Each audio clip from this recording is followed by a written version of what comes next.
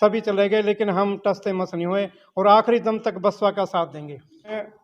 अब वक्त नहीं है आजमाए हूँ को आजमाने का, अब वक्त नहीं है आजमाए हूँ को आजमाने का, लाओ बसपा की सरकार, अब वक्त है नए जमाने का। गरां बैठ कर ग्रंथ बना ले, इसी झूठ चलावन लागे, ऊत लुटेरे जीव चटोरे जाल फैलावन लागे।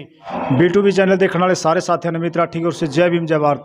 साथियों, सबसे पहले तो मैं ये कहना चाहूँगा कि आज की वीडियो बहुत ही लाजवाब होने वाली है। सबसे पहले इसको ज़्यादा से ज़्यादा लाइक कमेंट्स और चैनल को ज़्यादा से ज़्यादा सब्सक्राइब करें और ज़्यादा से ज़्यादा वीडियो को शेयर करें। तो आज मैं पहुँचा हूँ उचाणा विधानसभा का एक गाँव है बड़ौदा। वहाँ पर आप देख रहे होगे मेरे साथ पीछे कुछ महापुरुषों की तस्वीरें भी लगी हुई है और मैं कैमरामैन से भी कहना चाहूँगा कि वो सारी जितनी है तस्वीरें उनको भी दिखाने का प्रयास करें, क्योंकि आज मैं जहाँ खड़ा हूँ वो एक ऐतिहासिक धरोहर मैं इसको कह सकता हूँ। एक लाइब्रेरी है जो बच्चों को शिक्षित करने का काम करती है। और आप मेरे साथ पीछे बच्चों को भी देख रहे होंगे, वो भी अभी यहाँ पर पढ़ाई करने लगे हुए हैं। अभी बच्चे आने शुरू हुए हैं, अभी और भी आएंगे। तो सबसे पहले तो मैं बड़ौदा गांव के जितने भी क्रांतिकारी साथी हैं जिन्होंने इस लाइब्रेरी का शुरुआत करी है, जिन्होंने जाना है कि महापुरुषों का जो असली मिशन है वो शिक्षा को लेकर है, तो ये बहुत ही खास है। इनको मैं साधुवाद देना चाहता हूँ, इनको मैं मंगल कामनाएं देना चाहता हूँ। तो बने रहिए मेरे साथ वीडियो में। अभी हमारे साथ कुछ बुजुर्ग भी है, उनसे भी हम जानना चाहेंगे कि कब से ये लाइब्रेरी बनी है, उनसे उनका इंट्रोडक्शन लेंगे। तो आइए मेरे साथ। तो जय भीम जी। जय भीम जय भीम। तो सबसे पहले तो अपना इंट्रोडक्शन दे दीजिए। मेरा नाम सतवीर बड़ौदा जी। पूर्व हल्का प्रभारी उचाणा। कौन सी पार्टी से? और मैं बसपा पार्टी से जी 40 साल से संघर्ष कर रहा हूँ। साहब कांसीराम जी और बाबा साहब भीमराव अंबेडकर और जितने भी हमारे महापुरुष हैं जी उनकी विचारधारा को लेकर मैं संघर्ष दिन रात करता रहा जी और आखिरी दम तक मैं महापुरुषों की विचारधारा को आगे बढ़ाने का काम करूँगा। जी। हाँ, तो ये लाइब्रेरी कब से स्टार्ट की है जी? लाइब्रेरी कम से कम 2 साल से स्टार्ट है जी और यहाँ हमारे जो सहयोगी हमारे जो साथी हैं, पढ़े लिखे युवा नौजवान साथी हैं, जी उन्होंने इस लाइब्रेरी की शुरुआत की है जी और इसको मतलब हम सुचारू रूप से दिन रात आगे ले जाने का काम करेंगे, क्योंकि बाबा साहब के जो 3 मूल मंत्र हैं कि शिक्षित बनो, संगठित रहो, संघर्ष करो, तो सबसे पहले देश का भविष्य शिक्षा ही तय करती है। शिक्षा बहुत ज़रूरी है, इसलिए हम मतलब इस लाइब्रेरी को और थोड़ा और आगे लेके जाएंगे। तो कितने बच्चे यहाँ पर पढ़ाई करते हैं? यहाँ पर अभी तो 50-60 बच्चे आते हैं, जी। तो आने वाले समय में बच्चे बढ़ जाएंगे।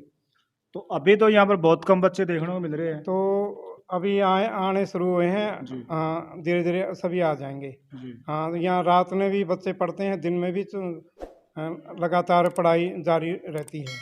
तो किस प्रकार से यहाँ पर पढ़ाई होती है? कोई टीचर लगा रखा है? हाँ, ये हमारे ही साथ में है, हमारे यहीं का भाई है कि जो मतलब इस लाइब्रेरी को अच्छी तरह से देख रेख और बच्चों को पढ़ा रहा है। जी। हाँ, तो कलेक्शन कैसे होती है यहाँ से? कलेक्शन तो शुरुआत में तो सारे साथियों का सहयोग था जी। और जो अभी तो बीच में इसका रुकया है कारवां, जी। लेकिन आगे कुछ समय में इसको थोड़ा और लेके जाएंगे। इसकी जो भी कमियां हैं, जो भी यहाँ की फैसिलिटी हैं, वो सारी पूरी करेंगे कुछ दिनों के अंदर जी साथियों के सहयोग से। जी। जैसा आपने बताया कि बहुजन समाज पार्टी को लेकर भी आप लंबे समय से जुड़े हुए हो पार्टी हाँ, में। मैं 40 साल से संघर्ष कर रहा हूँ पार्टी में। जी। तो क्या बदलाव देखते हो पहले के टाइम में और अब के टाइम में? अब जब साहब कांसीराम जी थे तो पार्टी दिन रात दोगुनी मतलब उन्नति कर रही थी। जी तो साहब के चले जाने के बाद पार्टी का कुछ ग्राफ नीचे गया है। ये हमारे स्टेट के जो लीडर हैं उनकी कमी के कारण है, क्योंकि वो गांव में आकर कभी मतलब समाज की सूद नहीं लेते, जी जहाँ कोई क्राइम होती है वहाँ पर एक्शन नहीं लेते। जी और साहब के टाइम में मतलब ये कहीं भी किसी भी देश में वो स्टेट में क्राइम होती थी तो साहब तुरंत एक्शन लिया करते। आज का वो दौर नहीं है कि पार्टी के पदाधिकारी या कार्यकर्ता जुल्म जाति पे कोई एक्शन लेगा। लेकिन अभी तो पार्टी का ग्राफ बिल्कुल डाउन चला हुआ है, तो क्यों क्यों क्या कारण है इसके? क्या बहन जी सही प्रकार से जो कार्यकर्ता है उनको कार्यभार नहीं सौंप रही? बहन जी ने मतलब बहन जी सही रूप से काम कर रही है। बहन जी की कोई कमी नहीं है। जो भी कमी है वो नीचे के जो पदाधिकारी हैं उनके नालायकी के कारण मतलब ये पार्टी का मिशन आगे नहीं बढ़ रहा है। वो सही रूप से काम नहीं कर रहे, वो सिर्फ पद तक सीमित हैं, मंच और माइक तक सीमित है। मंचों पे भाषण देते हैं और चले जाते हैं, लेकिन समाज में आकर कभी भी कैडर या और कोई मतलब किसी प्रकार का पार्टी का काम नहीं करते, पार्टी के आगे नहीं बढ़ाते पार्टी को। तो आप पे भी कोई पद था? हाँ, मेरे पे साहब के समय भी महासचिव थे हम हल्का उचाना के, और मतलब भिन्न भिन्न पदों पे उचाना के जींद के भी पद मिले हैं। हमने तो सच्ची ईमानदारी से काम किया है जब भी किया। हमने कोई हेरा फेरी से काम नहीं किया। लोग काफ़ी आए गए और चले गए, जो महापुरुषों की विचारधारा को दिन रात कहते थे हम बसपा के हैं, बसपा में मरेंगे, ये जिएंगे, लेकिन वो सभी चाहे वो स्टेट के लीडर हों चाहे हल्के के या डिस्ट्रिक्ट के, काफ़ी मतलब 40 साल में मैंने उतार चढ़ाव देखा है, सभी चले गए, लेकिन हम टसते मस नहीं हुए और आखिरी दम तक बसपा का साथ देंगे। तो अब क्या समाधान है? क्योंकि आज का टाइम में देखा जाए तो बसपा को कोई कार्यकर्ता नजर नहीं आ रहा, खुद जो प्रदेश अध्यक्ष है वो भी नजर नहीं आ रहे। हाँ, फिर ये मैं तो पहले कह चुका हूँ कि बसपा के जो स्टेट के लीडर हैं या डिस्ट्रिक्ट के लीडर हैं वो लोग मतलब सही रूप से काम नहीं कर रहे हैं। या तो बहन जी ने उन पर संज्ञान लेकर एक्शन लेकर उनको तुरंत हटाया जाए, कोई मतलब अच्छे साथी को जो काम करने की इच्छा रखते हैं उनको लगाया जाए और नालायकों को हटाया जाए, लायक को लगाया जाए। ये मेरी सोच है। तो समाज को क्या संदेश दोगे आप? समाज को तो यही संदेश है मेरा कि बे बगैर शिक्षा के देखो उन्नति नहीं है। जब तक हमारा राज नहीं आएगा देश के अंदर, हम किसी भी क्षेत्र में कामयाब नहीं हो सकते।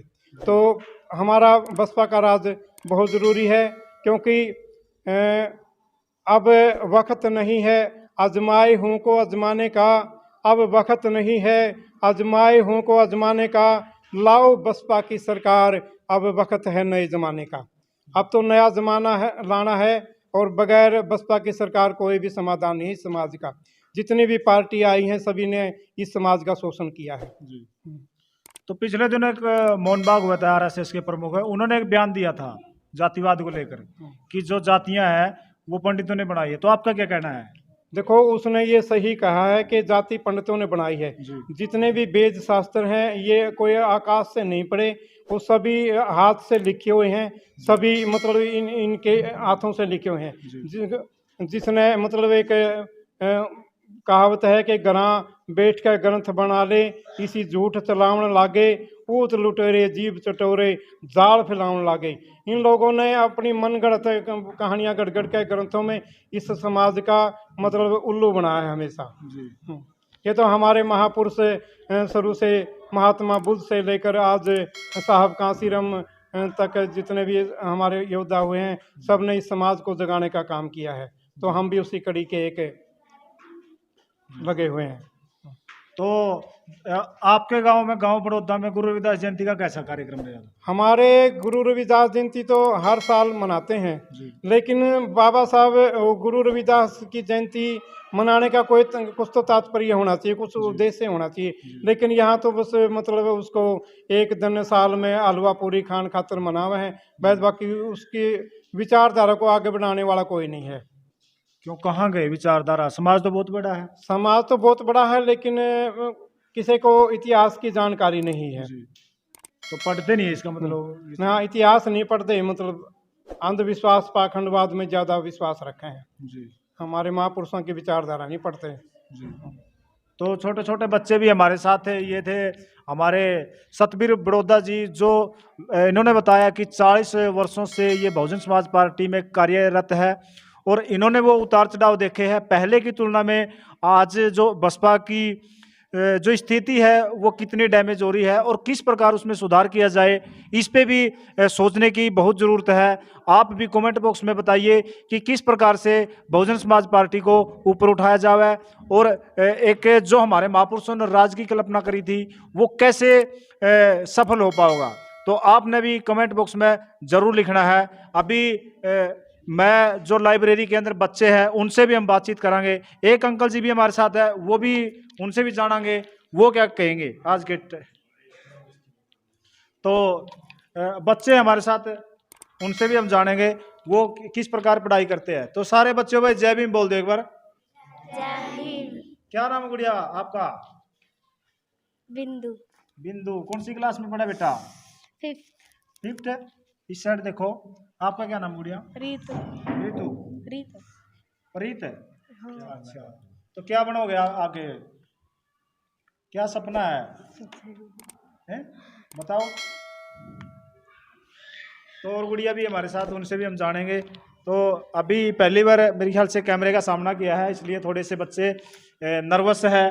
तो और बच्चे इस गुड़िया से, तो इस गुड़िया से हम जानना चाहेंगे ये क्या बनेगी। तो क्या नाम बेटा आपका? स्नेहा। स्नेहा। कौन सी क्लास में हो? 7th। 7th में। और बड़े होके क्या बनोगे? पुलिस।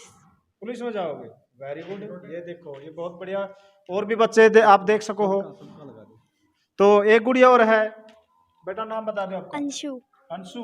आप कौन सी क्लास में हो? 7th। 7th में हो। और क्या बनोगे आप? डॉक्टर। वाह, बहुत बढ़िया।